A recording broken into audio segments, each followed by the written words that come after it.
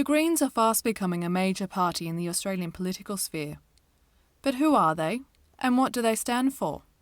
Some stereotypes suggest they focus only on the environment, that they're peace-loving socialists who go around protesting about everything the bigger parties put in place.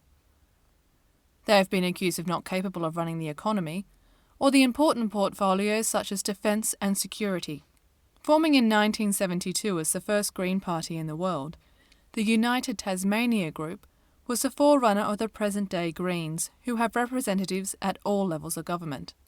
On the federal level, there are 5 senators. In Tasmania, there is Bob Brown, the party's leader, and Christine Milne. Representing South Australia is Sarah Hanson-Young, and in Western Australia, Rachel Siewert and Scott Ludlam. Support for the Greens has been growing rapidly.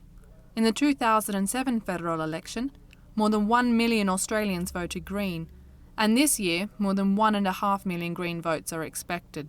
At the moment, there's a lot of issues with, Afghanistan and the emissions trading scheme and the super taxes that have been put in place, and there's so much better we could be doing at the moment, and I really see that the Greens could provide that for us. Jamie Parker of the Greens is the mayor of the inner West Sydney electorate of Leichhardt. Recently hosting a Greens fundraiser, he explains how a Green government looks. We govern in a transparent way, we're financially responsible, we're progressive and accountable, but we're also about building our community. Building community is a key aspect of the Greens ethos, as they've grown from the bottom up as a grassroots organisation. There is speculation the Greens will gain the balance of power in the federal Senate this year, giving them greater scope to push their agenda. Their agenda covers a broad range of policies. A few of these include the belief in universal access to high-quality education, more to public schools and free university. In the health sector, they are pushing for dental to be included under Medicare, increasing the number of GPs, and an improved Indigenous health service. And they believe in marriage rights for all, regardless of sexuality. On environmental issues, they are the only party to have set a carbon tax price. We Greens say we should have a carbon tax. We've put it at $23 per tonne, plus 4% on the CPI each year. The Greens support peace and security and believe Australian troops should be pulled out of Afghanistan. We're in an age where there's $1 trillion being spent this year on weapons and defence.